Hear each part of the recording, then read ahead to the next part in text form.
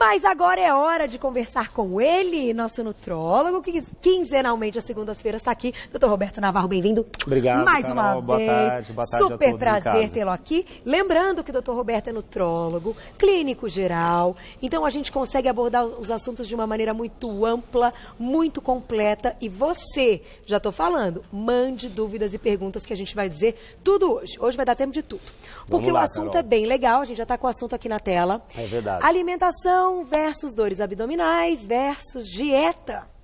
Tá tudo ligado, tá tudo ali e a gente continua tendo essas dores abdominais e esse desconforto. O desconforto abdominal, né? Na verdade, eu acho que quem já não sentiu isso, né? Olha quantos sintomas, Carol, podem estar ligados ao aparelho digestivo, mas aonde a alimentação vai influenciar ou em piorar, ou desencadear, ou até em aliviar o sintoma. Então a gente começa desde sensação de que eu comi, a comida chegou no estômago e já ficou parada, né? Que a gente chama de empaixamento, dá aquela sensação de que parou ali.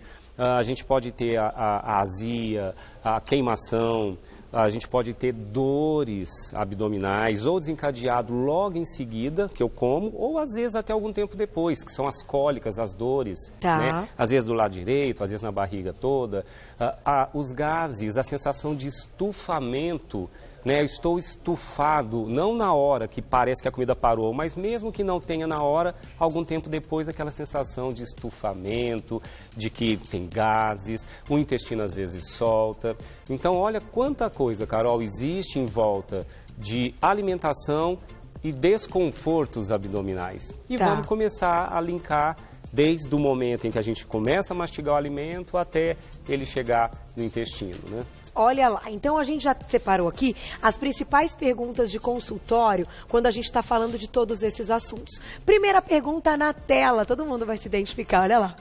Por que quando acabo de comer tenho a sensação de que a comida ficou parada no estômago? Quando isso acontece? Esse aí é já quando aquela sensação de que a gente chama de empaixamento, né? Então, para quem está em casa entender melhor, vamos rodar um vídeo, Carol, para começar. Que vai explicar, né? Vai explicar, vai dar uma Nosso vídeo está no ponto...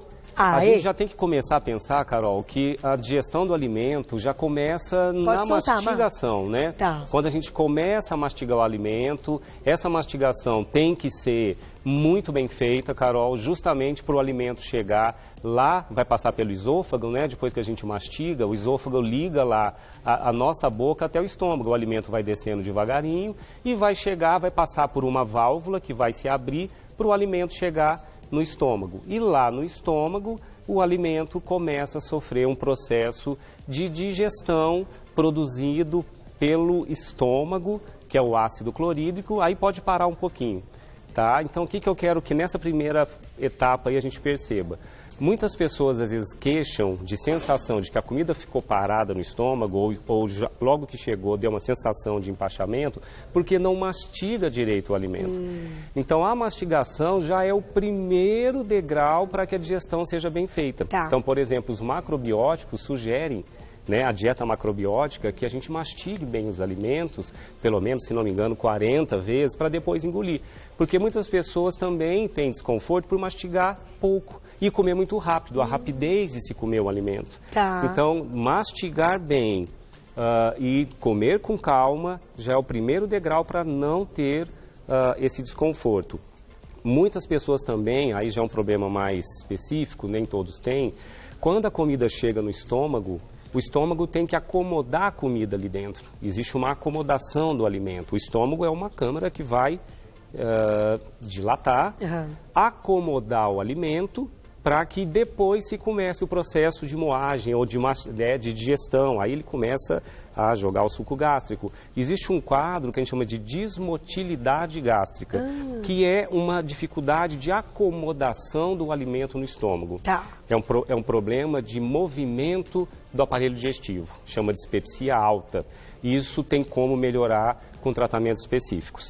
E na questão alimentar, para quem tem essa sensação de desconforto, também não exagerar em alimentos muito pesados, muito gordurosos, que eu acho que agora é a segunda etapa do que eu quero falar. Eu vou aproveitar e vou fazer uma pergunta neste momento, por quê?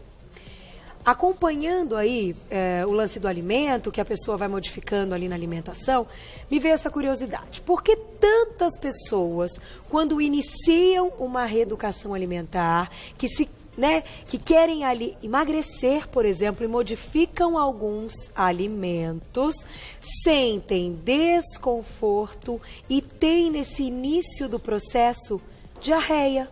É muito comum muitas pessoas se queixarem no início de mudança de hábitos desse desconforto e da diarreia. O que isso tem a ver com a dieta versus essa relação, né? Dores abdominais, desconforto e ainda dieta. Por que é muito comum quando uma pessoa decide mudar hábitos, e muitas vezes isso pode ser até um fator de sabotagem, porque numa primeira semana que ela troca esses elementos que ela está acostumada a comer, ela tem às vezes desconforto, diarreia, e ela fala, aí ó, tá vendo? Foi só começar a comer essas coisas saudáveis, já não tô bem.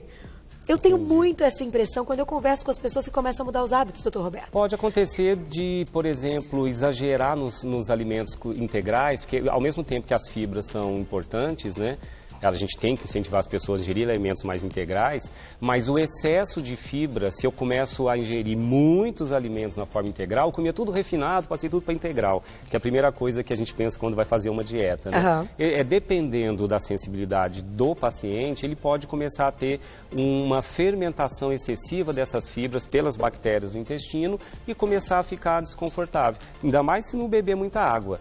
Aí às vezes começa até ou solta o excesso de fibra ou prende quando a hidratação não é boa. Então isso também pode acontecer, A mudança de hábito também está ligada nesse quadro. Pode. E, aliás, a partir da segunda pergunta agora, eu vou responder um pouco disso que você me falou também. Vamos seguir com o nosso vídeo então até o final para a gente já responder a próxima pergunta? Olha lá. Primeiro, se puder vir a pergunta, aí a gente roda o vídeo. Então segura aí. Segura Tem como a gente segurar nessa parte e colocar a segunda pergunta? Isso é possível? Se for, senão a gente... Tecnicamente falando, eu desconheço essa resposta. Senão a gente... Aí, ó. Isso. Aí sim. Por que tem a sensação de azia e queimação no estômago depois da refeição? Então agora essa parte do nosso vídeo Daqui a pouquinho eu já vou mostrar mais o vídeo. Isso, olha, o estômago, ó, o elemento está saindo do estômago, tá? Para um pouquinho aí. Para um pouquinho aí, porque aqui vai ser a terceira. E o intestino é um negócio grande, pelo amor de Deus, olha só que Primeiro, a azia e a queimação, Carol, que a gente falou antes, é provavelmente por uma irritação diretamente do estômago.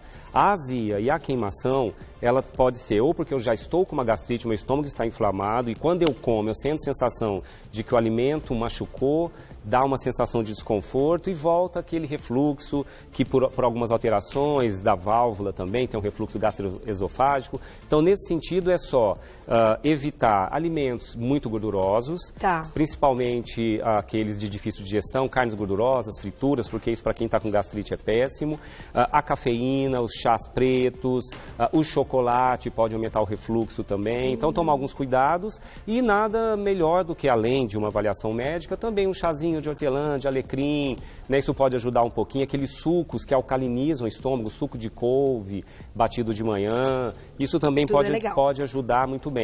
E ficar muitas horas sem comer, Carol, aí vem a sua segunda pergunta. Tem pessoas que acreditam que fazer dieta é parar de comer. Não, é comer certo. Então muitas pessoas às vezes ficam horas sem se alimentar, né, querendo perder peso, e a produção do ácido clorídrico às vezes continua. Muita acidez sem receber o alimento pode desencadear também uma gastrite por ficar horas sem comer. E então aí, tomar cuidado nesse sentido também. Desconforto e dor abdominal. Exatamente. Agora vai para a terceira pergunta que eu linko com o vídeo. Vamos lá. Próxima pergunta na tela e daqui a pouquinho perguntinha do público, hein? Já tem várias perguntinhas do público. A terceira pergunta é essa.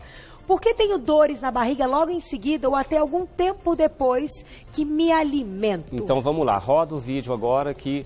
Bom, saindo do estômago, Carol, o alimento vai para o nosso intestino. Ali se continua a digestão dos alimentos. Vem a vesícula biliar que joga ali a bile, que é para ajudar na digestão das gorduras que ainda estão no intestino. Vem o suco do pâncreas, que ajuda a quebrar ainda as gorduras, um pouco do carboidrato também. Então, ali no intestino ocorrem muitas coisas. Então, por exemplo, eu posso ter uma dor algum tempo depois que eu como, por uma vesícula que está alterada. Então, a dor que é desencadeada por alteração da vesícula não é logo de imediato quando se come.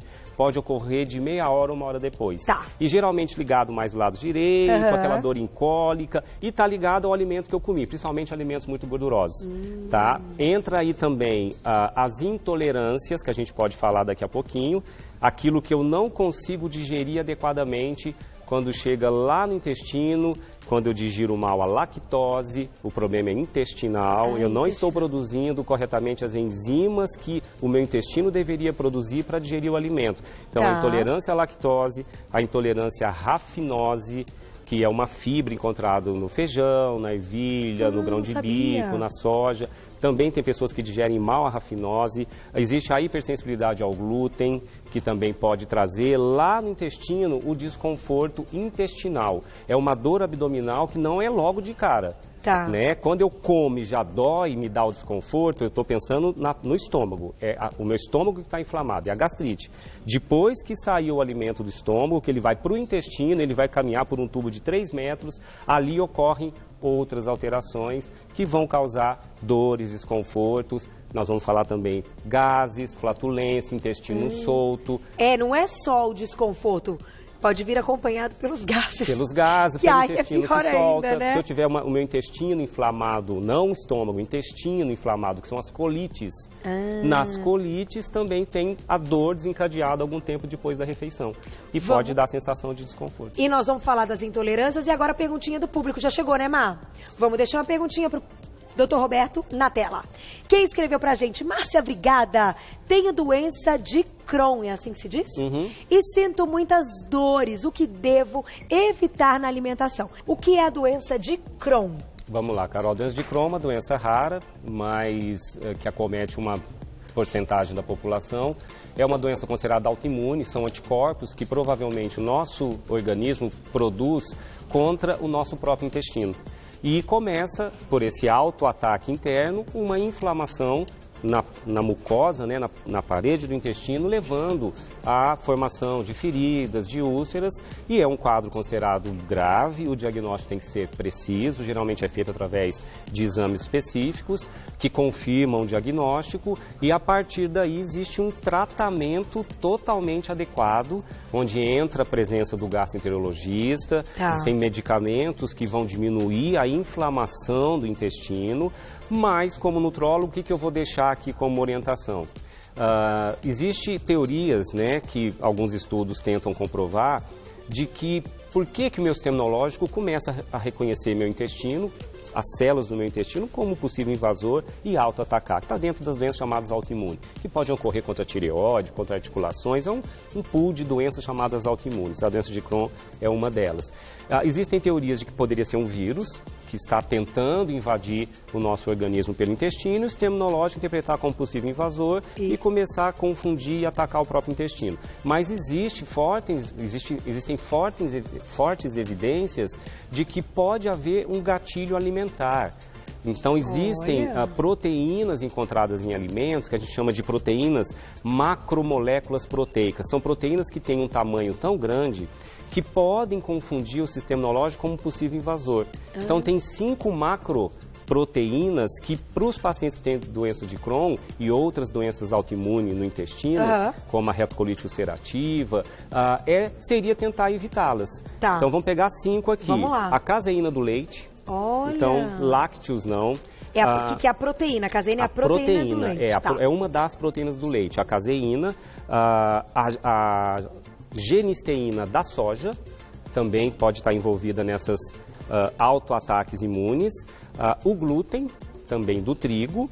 A proteína do milho e a proteína do amendoim. São as 5 macromoléculas proteicas que podem originar um possível gatilho do sistema imunológico interpretar como possível invasor. Então, para quem está assistindo a gente hoje, que tem alguma doença autoimune, ou que conhece alguém na família, amigos e tal, que tem, isso é um recado extremamente importante. Converse com o médico. Muda a vida de um paciente. Existem suplementos nutricionais específicos para doenças autoimunes, porque são pacientes que se desnutrem com muita facilidade, porque têm diarreias com sangue, não absorvem adequadamente o que ingerem. Então, existe uma abordagem multidisciplinar aí, né? É o gastroenterologista, o nutrólogo e e a nutricionista. Eu acho que essa tríade é fundamental para a abordagem. Mas pensar nessas 5...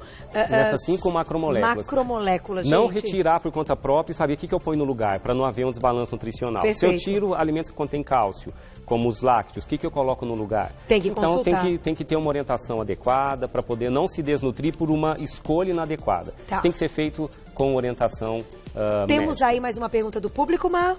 Perguntinha na tela, chegaram várias, a gente vai tirar. Todas que tivermos tempo, a gente vai falar. Tá aí. A peritonite, Sheila, beijou, é causada por má alimentação? Como evitá-la? Peritonite. Rapidinho vou falar, só para não esquecer do intestino irritável, tá, Carol? Que a gente não falou, intestino irritável são pessoas que comem e dentro de meia hora estão tendo diarreia, desconforto abdominal, chama síndrome do intestino irritável, tá? Para não ficar incompleta a pauta. E isso tem que ter uma abordagem correta, né? Muitas pessoas têm. A peritonite é uma inflamação de uma parte, um tecido que encobre, antes de chegar no músculo da sua barriga, existe embaixo o peritônio. O peritônio recobre todos os órgãos internos da barriga. A peritonite não tem correlação com alimentação. É uma complicação de uma inflamação do peritônio por alguma doença específica do aparelho digestivo. Por exemplo, na própria doença de Crohn ou na retocolite ulcerativa, existem feridas tão grandes que vão se aprofundando e vão saindo de dentro. Começa a criar um caminho, uma fístula que pode chegar até a pele. É uma úlcera que começa, uma ferida interna que pode chegar até a pele. Aí é uma complicação para esses casos de uma peritonite, que começa a inflamar todo esse tecido que recobre os órgãos. Mas a alimentação não está ligada? Não tem uma correlação direta de peritonite com alimentação. Olha, gente, o mais legal e o mais importante é que nas pautas com o Dr. Roberto a gente consegue aí ter uma ideia dos nossos hábitos. Então, prestem sempre muita atenção. Eu só posso te agradecer. Obrigado. Quinzenalmente, às segundas-feiras, ele está aqui, ele que é nosso clínico geral e nosso nutrólogo. Eu vou deixar um site para vocês que é o nutrasaude.com.br, nutrasaude.com.br, no Instagram, Dr. Roberto Navarro, DR Roberto Navarro. DR, né? Então abreviado Roberto Navarro, tudo junto. Perguntem, que a gente vai responder sempre com o maior prazer.